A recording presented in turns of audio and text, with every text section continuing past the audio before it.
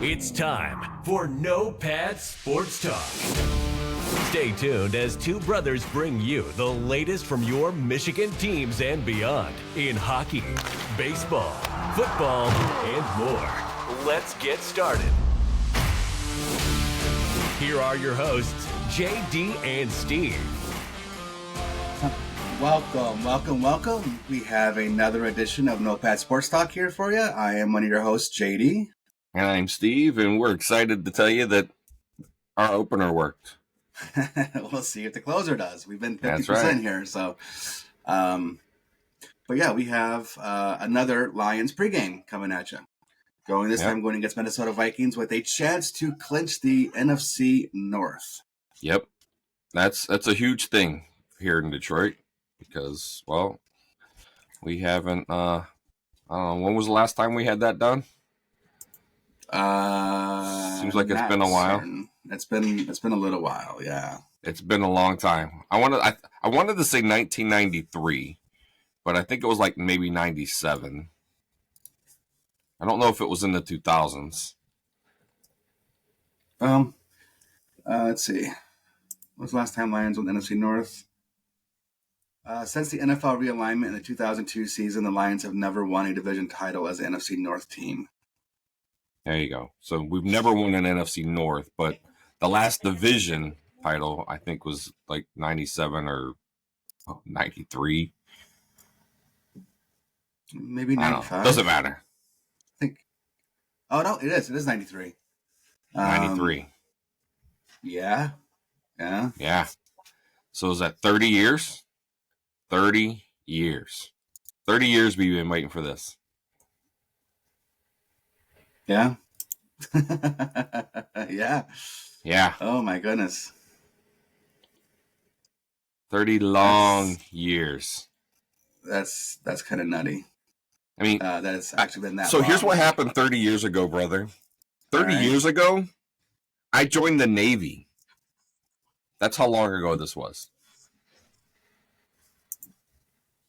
Let's see. Let's find out, shall we? Let's see. Okay. Top news stories. 1990. Oh, I mistyped. 93. Let's see what we got going on. Okay. All right. Let's see if anything. Okay, that was world events. U.S. events. Okay. Let's see. Well, back then, on January 29th in 1893, Bill Clinton agrees to a compromise on the military's ban of homosexuals. So that was like... Don't ask, don't tell. Or the don't say gay. Or it's whatever it was, right?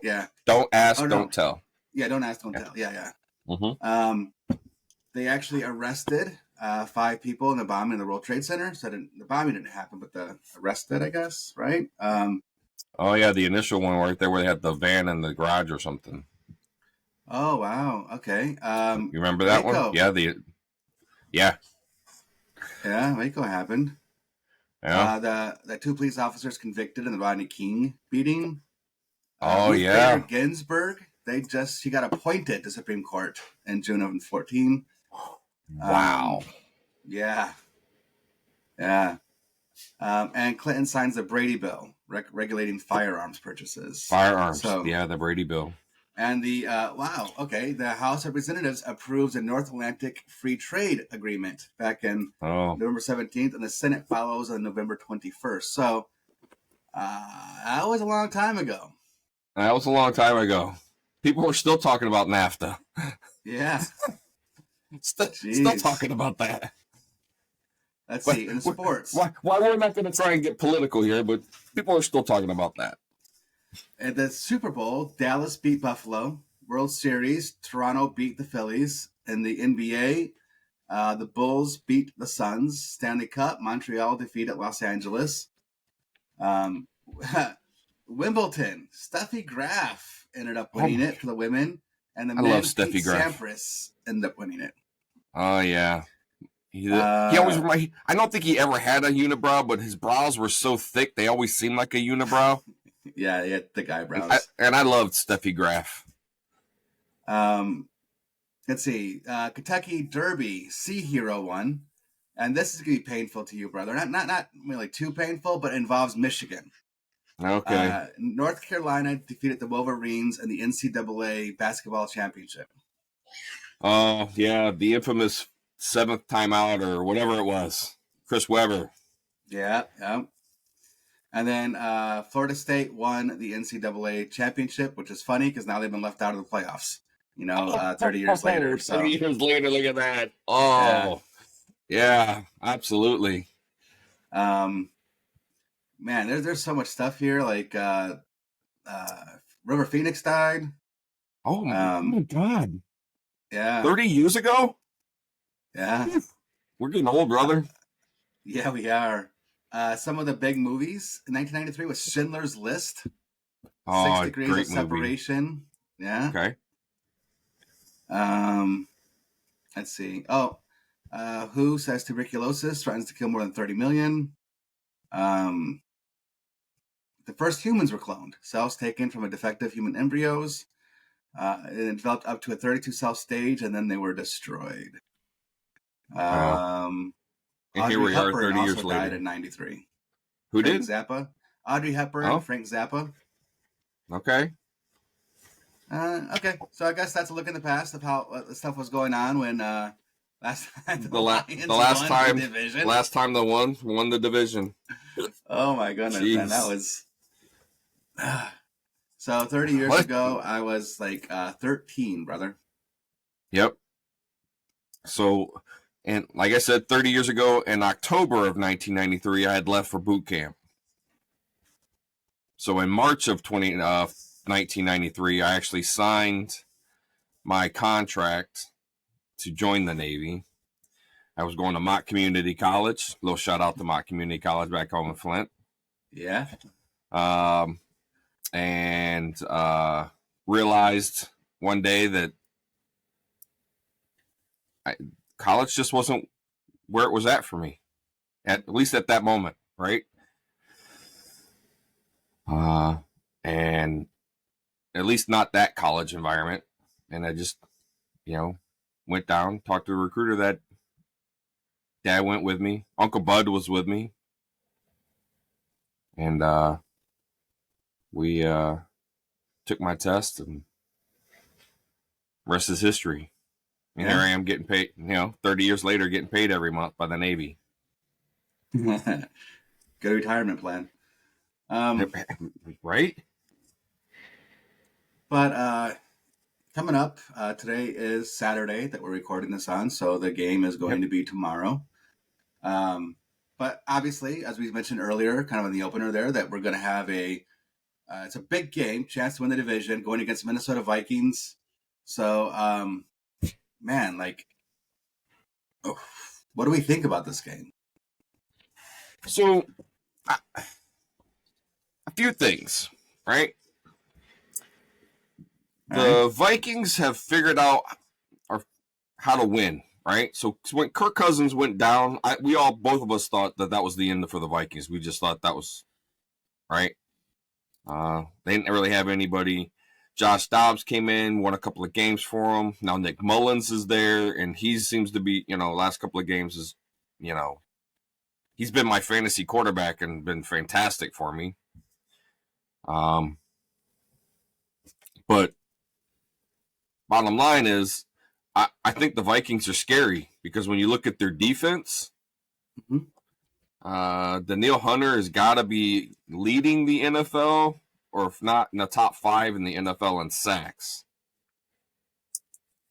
So, Penei Sewell's going to be busy out on the end, when he's out on that side. Right. But look, after we saw what the Lions did last week to Denver, I think anything is possible, right? If you get that team, the team that came out and played with all that fire against Denver, and you get that team, Minnesota has zero chance of winning this game tomorrow. Agreed. Right? Yeah. But I think even if we don't even get that team, but even a little less of that team, I think we still beat Minnesota. Right?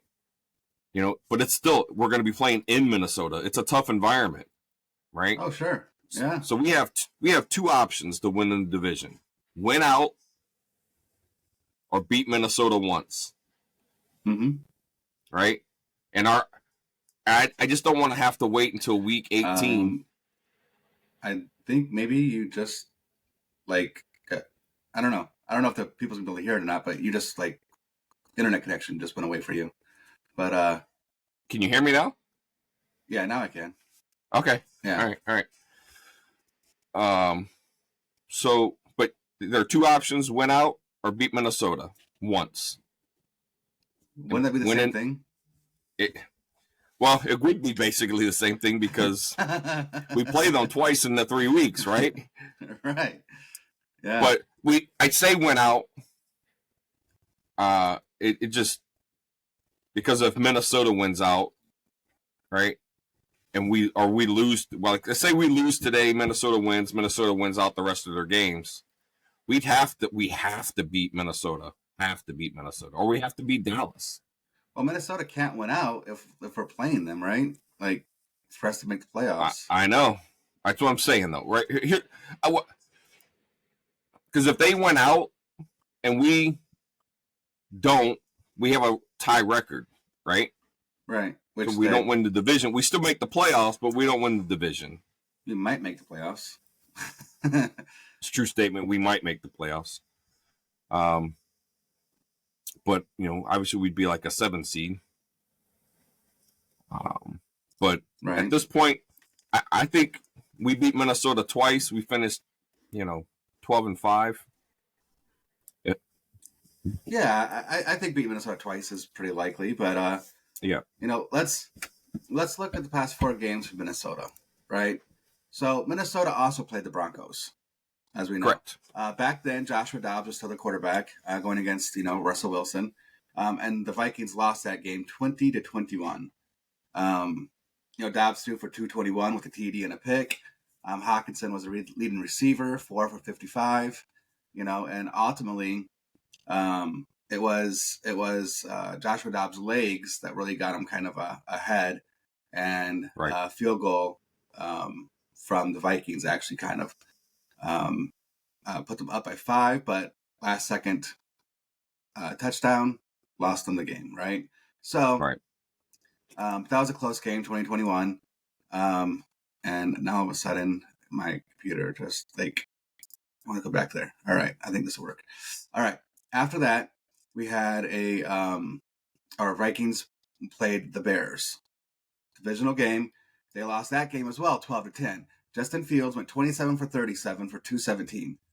Yeah. Okay. And kind of the same thing. It was a bunch of field goals. The only touchdown came from TJ Hawkinson. That was a Joshua Dobbs pass, but Joshua Dobbs had 4 interceptions in that game. Yeah. And they only lost by 2. Like that hurt, right? Having 4 interceptions, right. Losing by 2. Then they went to the Raiders, playing at Raiders. And that was one of the worst games that I think anybody's ever seen, where the Vikings won 3-0. 3-0. That was Nick Mullins' first game. He only threw for 83 yards.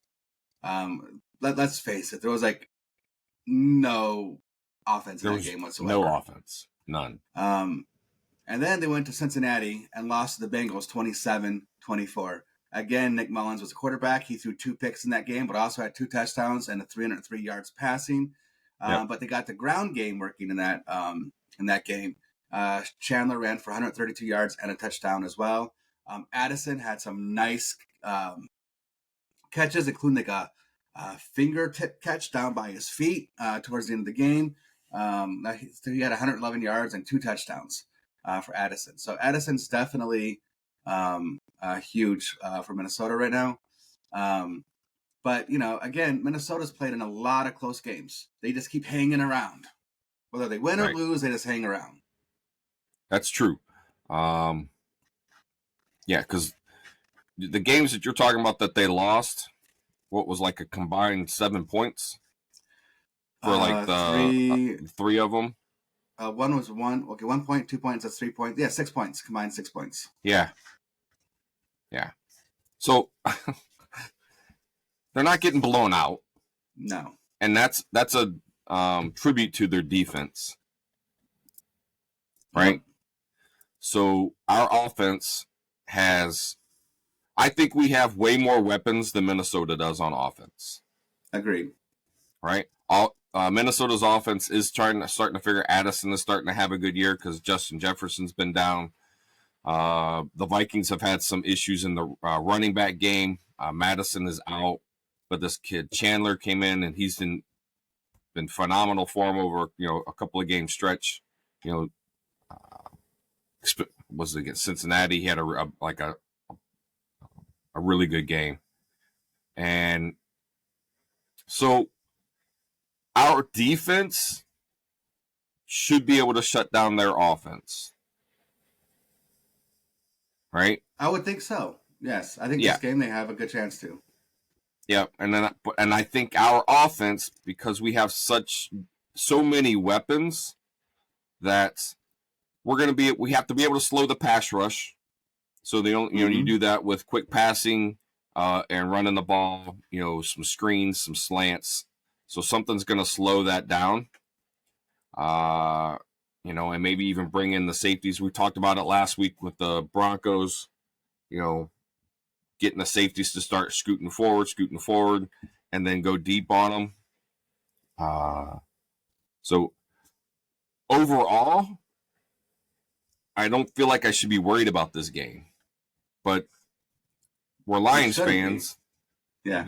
But we're Lions fans, so we are, because it's we just talked about it. It's been a long time since we've been in a position to win the division. Well, and in the past, let's be real about it, right? In the past, again, Lions haven't been in a position to make the playoffs, so a lot of teams towards the end of the year they start playing their backups. And how many times have we seen a backup quarterback just go off on the Lions? Yep, I know. Yeah, we just see it. Just see it. Yep. I still, the worst one I still think was when the Green Bay Packers kid. What was his name? He ended up getting a big contract after that. Yeah. Didn't play. But he comes out and throws for like 500 yards and like 6 touchdowns. And he just he exploded on us. And then he gets this huge contract with another team, and never hear anything about him. But that's probably the worst one, the one that sticks in my mind. Matt Flynn. Yeah, he had 480 yards passing and 6 touchdowns. Yep. See, I was close. I had 506. So I knew it was a game of games, right? Yeah. And all I can think of is the reason why these backup quarterbacks come in is because there wasn't any film on him, right? There's no tendencies. There's nothing to prepare for, because there was nothing you couldn't view anything. So you're like trying to make changes in game. And obviously the Lions were really bad at it back then. Yeah. I think the Lions are much better at it now. Not only were they really bad at it, but I don't like the I just don't think that in the past Lions really had all that good quality of coaching staff that's able to just make a game plan in general. I don't know. Like, yeah, I just haven't really seen it. It's not that they're not capable of making a game plan. I just think that they were just outmatched by opposing coaches most of the time. Right. But anyway, that's the past. But that's why we're hurting so much going into the future. That's why we as Lions fans are like, okay, it's a backup quarterback, but we still got to hold our breath. This isn't the greatest show on turf. This isn't the Patriots team. This isn't this isn't a dominant team. So they can be dominant, as we saw last week, but they're not dominant week in, week out. So we are left holding our breath and hoping that the Lions are able to beat a backup quarterback. Because in the past, Lions teams made backup quarterbacks look like all-world players. Absolutely. So the Lions have. So it sounds like Jerry Jacobs is out. I kind of want to applaud that one, but no, I know, as bad as he was playing. Yeah. So We signed somebody to the practice squad, a cornerback to the practice squad this week. Yep. We let go of Schofield. Yeah, Schofield. And the DB that we signed, I can't think of his name, but I know he used to play for our special teams coach in Philadelphia. So It sounds like they're really bringing him up because to fill Jacob's spot for special teams. And obviously he'll be, available to play cornerback if needed be, depending on the package. So it's that's kind of where we're going to be. The lines have been a patchwork offensive line, defense, backfield, all season. Mm-hmm. Yep. CJ Gardner-Johnson, I think, is close to coming back. Yeah, he practiced at least. So that's good to see, right? He did. He was a full participant in practice this week, as was Hendon Hooker, right? I think they actually signed Hooker to the 53-man roster this week. Yep. So my guess is he'll be an inactive for the game, or he'll be the emergency third string quarterback. But, so yeah, that was good to see that they got him, onto the active roster. CJ Gardner-Johnson's getting ready to come back. James Houston should be coming back here soon, right? So some of these pieces that we've missed throughout, so some of these pieces that we've been missing here throughout the season are coming back, I think, right at the right time as we're trying to make that final push, right? As we get into the playoffs. I'm hoping that, they're going to be able to contribute enough to help the team because, Gardner-Johnson hasn't played since week 2, right? Exactly. And I'm not saying he's not, because I'm sure he's still in shape. He's been working out. He's been doing all his rehab and doing those things. But, football's a physical game, right? Mm-hmm. So, I want to make sure that, they're contributing, obviously, and I want to make sure that they're safe and they're going to stay healthy. But our Barnes is out, or he's doubtful. Barnes is out. It was out. Well, he's officially listed as doubtful, but from everything I've read, he's not expected to play. He's definitely not going to play. Yeah, it sounds like he wasn't going to play. That's how I read it too. Yeah. I did see that. So that means Jack Campbell's going to get more playing time. And he has been playing better as of late. Yep. I think when he's been given those opportunities here with more snaps, that you have seen the reason why we drafted him where we did. He's very fast. Remember that the goal line? They tried doing a QB sneak. And he just exploded. And he just knocked Wilson back. Kind of went over the line and cut him out of the end zone. Yeah. With his length and his strength and his speed, he didn't have to jump over to try and get Russell Wilson. Like, he just was able to run straight into the line and, really put a lot of power into that. So, that was one of the things I know we love to see because, early on we tried to see him in pass coverage and he seemed a little confused. He was out of place. Yeah. But as the season's gone on lately. So, but as the season's gone on, he's gotten better. And we've seen that improvement. And that's really all you can ask of a rookie, right? Is continual progression. Jamo got lots of targets last week, which was, probably a season high in targets for him. A career high, probably. When you think about the number of games that he's played. I think so you're it's probably right. a career high in targets. So I'm hoping that will continue this week as well. And then, Jahmyr Gibbs, I still think he needs to do the start. I know you believe that yourself. I think he needs to be the guy out there on the field early. I don't have a problem bringing in him and Montgomery and playing them both in the backfield and motioning Gibbs out, right? Right. And, having that option. That's okay with me, especially if Brock Wright is going to be, because Brock Wright, our backup tight end, he's out for the game. I think that's an excellent opportunity to get another guy, right?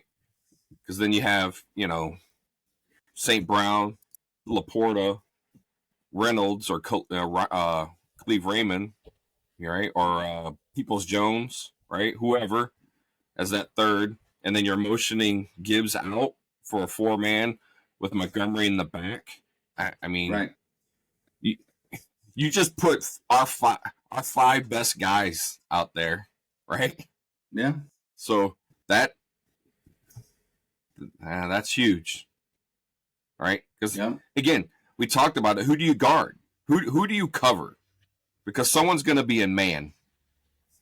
And any of those guys in man is a mismatch. I don't care if it's Laporta, Amon St. Brown, Jameer Gibbs, right? Like, it's a mismatch. And I said Reynolds or what's this? But I actually meant Jamo is who I wanted to put out there. Yep. Yeah. But you get those guys out there. Runner than people give him credit for. Like, we haven't really seen that. That's why the whole time we've been talking and saying like you got to get Jamo. He's more of just a run deep and catch the ball kind of guy. And last game we started seeing him being used more as a route runner and run different types of routes, and he was more productive that way too. Yeah, I would love, and I know we've seen. I don't know if we've seen this play, but we've seen something similar.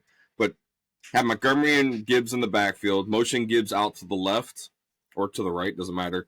And then as soon as he starts to get out there and get set, motion Jamo, so that he's already in motion at the snap of the ball. Oh, go get it! Go get it because they can't. They're not gonna. They can't stop him. He's too fast. Right? So, and make that DB move a long ways, right? So you got to make that motion, make it a short motion for Gibbs. So as he comes out of the backfield, so he's just outside the tackle. And then you motion Jamo all the way across the whole line and snap the ball just as he gets behind Gibbs and let him step up, right? Because now you got Gibbs and Jamo coming off the same side. What if this were to happen? And don't get me wrong, we've been talking about motion, all that kind of stuff all year, but I was starting to think about something else entirely. All right, as far as trying to confuse the defense even more, and that is just go an entirely different set because we have the personnel that we can do it with, right? So let's just say again, you have three wide receivers out there, a tight end, and one running back. So you still got your 5 personnel. All right. Yep. What if you had like everybody kind of lined up, empty backfield, right? You have Goff in the shotgun formation, so everybody spread out. There's no, Laporta's playing, but he's not up against the offensive line, right? He's more in the slot, right? What if then you just go into an entirely different formation? All right, as in Laporta comes in, puts his hand in the dirt next to the offensive line. Gibbs then goes in the backfield, and then you can either overload one side with wide receivers or have two on one side, one on the other. However you want to do it in that situation, right? So that's going to cause the entire defense to change. And what I'm saying about that is you might be able to get broken coverages by just moving people around so much right before the snap, right? Right. So that's another way to kind of get, for one, it's another way to kind of see what kind of defense the defense is going to be playing, zone, man, etc. Right. 3 deep, 2 deep, whatever it might be, press. Then on top of that, you might be able to get a mismatch because people, even if they don't get a guy like broken coverage, still might get a mismatch in some way, just because again, everybody's changing positions, everybody's changing, the formation. So I don't know. Again, it's just something I was thinking. Just I think that this is kind of where football is heading. It's a lot because we all know athletes have gotten bigger, faster, stronger. There's no doubt about it. So there's only so much. Excuse me. There's only so big, so fast, and so strong a human can actually get, and then it becomes more of a mental game. Who's going to make the mistake? Yeah. That's what it becomes. And most of the time, it doesn't matter if it's the Lions defense, the opposing defenses, whatever. It's always a mistake that costs the team. A break in coverage, a mental error, someone jumping off sides. Yep. Whatever it may be. So I'm just thinking eventually the game is going to become more about who is has a stronger mental game, because the athletes are just so amazing right now. So, anyways, yeah. like I said, I was just thinking that. I don't know. I might be way off my rocker. No, but it's true, right? We talk about it all the time, right? When they go into halftime, okay, what kind of changes are you going to make so that you're keeping the other team on their toes, right? And we've seen it in the past where we've said that coaches got out coached, right? Or they overthink. Oh, yeah. They overthought. They made the changes they didn't need to make, right? Because they were trying to stay ahead of the game, and they didn't need to, right? They made this choice instead of that choice, but it's an absolute true statement, right? It is a total mental game, right? If you can get them thinking about it, like, hey, I want you looking at my left hand, okay? Because I'm gonna come over here, I'm gonna slap you with my right hand. Mm-hmm. But look over here, right? It's a magician, right? Yeah. Get you thinking about one thing, and then come out and like, oh my god, and shock you with something else. Because again, like we talked about before, I love the formation with Laporta being our tight end, because he can block or go for passes, and with Gibbs in the backfield, he can run it out wide, or again, he's still a tough runner. He can run it between the tackles, and so that formation gives you still the ability to do any type of run you want to, inside, outside. Laporta's there to block just in case you do want to run, or then he can go for a pass, or you can keep him in to help block. Daniil Hunter. Yeah, Daniil Hunter. Right? Either way, I don't know. I'm just saying, like, I just find like anything that you can do in order to try to confuse a defense. I don't care if it's motioning. I don't care if it's just last minute audible, just whatever. Anyways, so I've also been a fan of the Lions offense when they bring in the extra tackle, right? Yeah. So they're looking like, I mean, that's a run formation, right? But what they've been able to do out of that formation has really confused the defenses, because they're not just running out of that formation.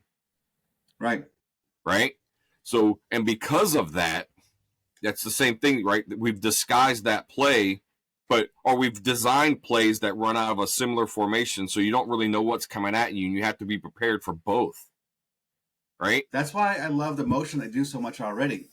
It doesn't matter. Again, they've done with different types of receivers. I'm going to say Brown. They done with Jamo, right? Yeah. Where they run one way, they fake the end around, right, and then they turn around, pitch it back to the running back, going the opposite way. Like that, and then just one time they're just going to give the ball to the on the end around, right? It just like you said, it's the same look, the same motion, the same play, but as different types of endings on a play. They can even do the faking around, fake toss, pass, a complete play action. Like, I love how again, it's the mental aspect of the game. Yeah. I saw a clip by Brian Baldinger. I did too. I know where you're going with this. Yeah. Is it the Panay Sewell one where he had that giant hole on the left side of the offensive line, and all of a sudden Sewell it looked like he's going in motion, and I know they call it a shift and not motion when a lineman does that, but he comes over and he just fills that spot, and then they go the complete opposite way, right? So they're overloading the side, like, okay, yeah, you're definitely coming over here, and everybody makes that shift on the defense, and it went back, and they're like, okay, see you later, 30 yards. Yeah. But I love watching those clips by Brian Baldinger. Me too. I think he breaks them down really, really well, like, and just the way he's describing it. And I get it. When you play the game, you have a different terminology, you have a different understanding of what they're doing, right? Mm-hmm. But man, I love listening to him. And he is honestly, just in the stuff that you've heard, he's pretty high on the Lions. Yeah. I was watching Good Morning Football on the NFL Network this morning. And of course, they had a segment where it was like, what do you want? What's the best gift the NFL can give you? And 2 of the 4 people that was on the show mentioned the Lions. So one of them mentioned the Lions just clinching the division title. Again, we talked about how long it's been, and that's what the reasoning was behind it. It's been so long. That'd be a great gift to give to Lions fans as clinching the title.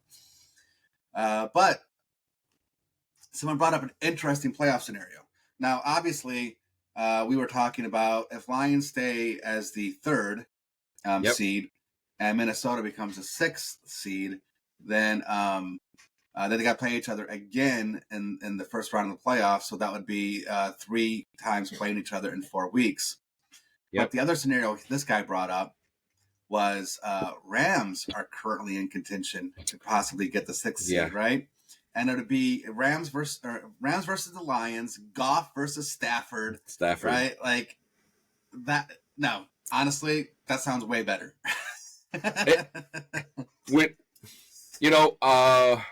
They interviewed Stafford. I think I saw it Wednesday or Thursday. No, it had to be before he played his game on Thursday, before they beat the Saints, or it was just after it, right? And he's like, you could still hear when they talk to Stafford about how much he loved playing in Detroit and how much he wanted to win for Detroit, right? Yeah, I believe that. Yeah. The man never quit. He never gave up on this team, right? Mm-hmm. And I don't care what anybody says. I think he was good for the team but it wasn't his fault. Is what I want to say. No, it wasn't his fault, right? I just imagine Stafford with the Lions today, with the talent that is currently on the offense. Because we've talked about how Goff can't hit Jammo deep. Right? Stafford's that guy. Stafford he's always been that guy. Yeah. Right? But he's like, look, he's excited for what the Lions have, right? And he thinks it would be, it'd be a really cool matchup to come into Detroit on a wild card, with an opportunity for him and the Rams to continue on, but even for the Lions, if they had to continue on. So it was just interesting. And while I might be reading into like his reaction, those aren't exactly his words, right? I'm reading like his mannerisms, his tone, like how he's delivering that answer. And I'm like, I'm taking a deeper look at what he was saying. And honestly, I think he'd love it. Right? Well, because I felt like he gave everything he could to Detroit. He did. I mean, my favorite, and this is everybody's. This is not anything that's, I don't know, at the B-list side or whatever people say. No, this is. I know this is a lot of fans' favorite moment in general, but if you want to know how just tough Stafford was, look back to his rookie season. Right, he dislocated his shoulder, had to come out of the game. They call a timeout. He comes back in. I think it was Cleveland, right?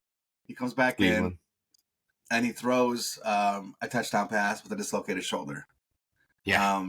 On his throwing arm, by the way. It was his, right? It was his No. It wasn't his throwing arm? No. I thought it was his throwing arm. And they put it back in. No, it wasn't even in. It was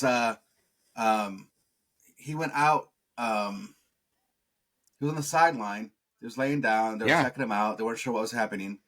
But after he threw the game, after he threw the touchdown pass, he comes running to the sideline, and you hear him because he was mic'd up, right? And he's like, "It's out, it's out," And he's like the guy, man. That was painful, but that was a fantastic. I love that, and to this date, it is the longest clip in NFL films history as far as a clip goes, because they showed it in its entirety from the play where he gets shoulder dislocated at until the end for the touchdown pass and stuff. But I love that. And you can hear him like, "Don't hit me in the shoulder! Don't hit me! Don't hit me! Don't hit me!" Yeah. And everybody ended up congratulating him, patting him. Yeah, they're like, no, back, right? Yeah. No. Love that. And he was tough. Like his first 2 seasons with us were really hard. Well, he broke his collarbone, right? Broke his collarbone both seasons. right? Yeah. And then he had to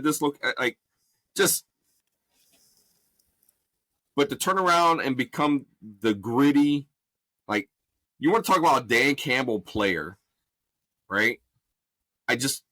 Stafford fits that grittiness, that hard-nosed, plays for the team guy. Mm-hmm. That, yeah. I mean, I became an instant Rams fan when he went over, when Stafford went there, right? Yep. And when the Rams went, when they won the Super Bowl, I could not have been more happy for that man. Mm-hmm. Right? Could not have been more happy. Not just the team, but for Matt Stafford. You know, to have the success that he had, you know, the number of yards that he's thrown, and to have that culmination now, that, to me, you have to love him. Well, think about this too, right? Like, he was the quarterback for Calvin Johnson when he set the yardage record. Then he was a quarterback for Cooper Kupp when he set the yardage record. Yeah. Now he's a quarterback for Puka Nacua, where he's going to get like the all-time rookie record for yardage. Like, I mean, there's a common denominator in all those things. Like, you can't be a terrible quarterback and then help the receiver set 3 different records. Can't do it. That's right. So, very excited. But, so yeah, Lions though. Let's finish this up. Right? Yeah, we just keep getting sidetracked. That's what we do. I know we do. We do. But we're very excited about where the Lions are, with their chances, their opportunities, and what they have sitting in front of them. So tomorrow for the game, offensive player of the game, who do you got? Mm-hmm. You know what? I'm going to go back to Jahmyr Gibbs. I think. Okay. Now, here's what I think is going to happen in this game. The Vikings have a stout defensive line, and they have, decent linebackers, and their secondary is a bit banged up. Their Byron Murphy, the big free agent signing they made, is going to be out. He's not going to play. So they got to elevate a rookie from playing slot over to the playing out wide. I like Metellus as a safety, former Michigan guy, and they've been doing a lot more blitzing with him as of late. And he's got now 2.5 sacks like in the last couple games, whatever. Like he's been balling, but I think that our wide receivers are much better than their secondary, and I think we're going to win the game through the air. But again, it's all about Jared Goff. So what I mean by that is, again, Goff needs the play action in order to be, at his best. Period. So when you have, even though I think it'd be easy to say Amon-Ra St. Brown or possibly even Jamo, or again, you can go with, your man there, tight end, all world tight end, right? You can pick any one of them, and LaPorta wouldn't be a bad pick because I think the game's gonna be won through the air. But I'm still gonna go with Gibbs. He's kind of my ride or die at this point. I was high on him in the draft. I loved when the Lions picked him. I don't care where they took him. I thought it was a good pick because I thought he fit I even said it during our draft coverage. I thought he was the perfect running back for the Lions system. I never said he was the best running back in the draft, which you could argue whether he is or isn't. But I decided for the Lions, I think he was the perfect back for the Lions. So he's kind of been my ride or die all season. I'm going to stay with him because I still think you're going to need decent production from Gibbs to set up the passing game. So Gibbs again. Okay. Well, you're going with your ride or die. I'm going to go with mine. While I haven't taken Sam LaPorta every week, I took Jamo last week, but I'm taking LaPorta. I just can't not. Like, this kid is, you've said it. He's doing everything he's been asked. He's chipping blocks. He's coming out. He's playing a little fullback if he had to. He's coming out. He's catching slants in the middle. He's going deep up the seam. Look. He's the guy. He's the guy. So I'm taking him. Okay. Sounds good to me. I'll I like the pick, and honestly, I hope Laporta gets 3 more touchdowns because I'd like to see him break every record possible for rookie tight ends. I'd love to see that happen. He's going to have another 100-yard game, or a 100-yard game. Okay, but going to have a 100-yard game. Love to see it. I'd love to see him just go toe-to-toe with Hawkinson and just beat him into the ground, right? Like, and then you give him the ball at the end of the game. You know? Yeah. Hey, no, and just give him the ball at the end of the game. Here you go, man. Here you go, old man. I got this. Yeah. Love to see that. That'd be great. Because, they both played at Iowa, too. Right. So it's not like they don't know each other. Yeah. But that would be awesome. Hey, let me sign this game ball for you, TJ.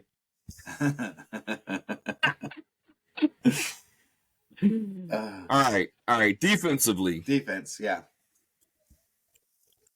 I'm going to take Hutchinson today. I don't. Is Lee McNeil back in? Was he playing? He's not. All right. Well, I'm taking Hutchinson then. Yeah, I think they put him on IR. So. Oh, that's right. That's why he wasn't on that injury report, because he's already on IR. Yeah, but he is. He's on track to come back, like either right before the playoffs or during the playoffs, something like that. So, yeah, just not back yet though. All right. Well, taking Hutchinson.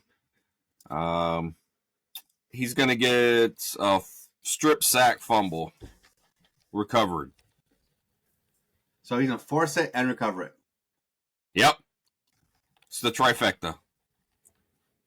All right. Sack, strip, fumble recovery. Got it. And he's going to do it, and we're going to be inside the 20-yard line when it happens.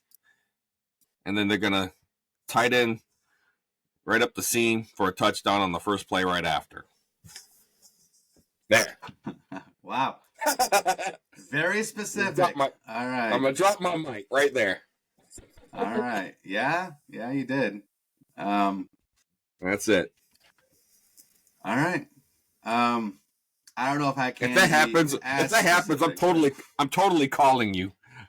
Well, we'll probably already be on the phone, but I'm like, we got to do the show right now. Yes.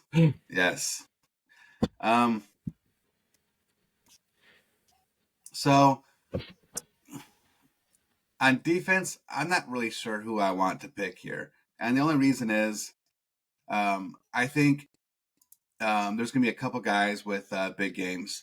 And one of which I think is going to be Jack Campbell. I think he's going to have to. And I think we're going to see, I want to pick a cornerback this week, but it's hard to pick a cornerback because typically if they don't have stats, that's generally a good thing, right? So it's true. I mean, how do that means the front seven did their job? Yeah, if the front seven did their job, then the stats in the back are bad. And if I was to pick if I'm picking a cornerback, I'd pick that new kid that we signed a few weeks ago. Yeah, you knew where I was going, right? I knew who you're going, and it's hard not to because he's had some impact plays, and I can't think of his name. Starts with a V, right? Something. Vildor. Kendall Vildor. Vildor. Yeah. See, there's a V. Vildor. Yeah. So I'd like to pick him. That's where I was going. I was going to say I was going to pick him. But it just can be very difficult to say, player of the game if the guy has one pass breakup and one tackle. How would you really rate that in terms of, you know what I mean? It's just tough. But I'm going to go with Vildor anyways, and we'll just have to keep an eye on him and just see exactly how good he covers. Because again, look, Jacobs is out. He's been burned a lot. But Vildor is going to get a lot of playing time, and let's do it. I'm going to call it. Vildor rolling the dice to have a big game. Yeah. Yep. Well, that's good because, like I said, he's had some He's been there when we needed him. He's made plays when we needed him. So I think that's a great call. I think it's a great call. And final score prediction as we hit our 50th minute here. All right. Lions win. I think Lions are going to have another impressive offensive showing. They're going to score over 30 points. So I'll just go ahead and call it 33-9. 33-9. Okay. So last week I picked the Lions to lose, and I picked them to lose by 3, right? So I thought it was gonna be a close game, and it was not at all. Right. So offensively, I might go with 38-10. Oh, you're going for the blowout too. I am. Minnesota. All right. Yep. All right. Yep. I don't think Minnesota's offense has the ability to score a bunch of points. I mean, if you look back, they haven't, right? No, they have not. So, and I'm not saying that they haven't. This is Nick Mullins' 3rd game, so he's getting a little more, comfortable with the offense. Mm-hmm. But they haven't given him full control of the offense. So, at this point, 38-10. 38-10. Right now the Lions are according to Vegas, right? They're a 3-point favorite, so they're still calling a pretty close game. Yeah. And let's see.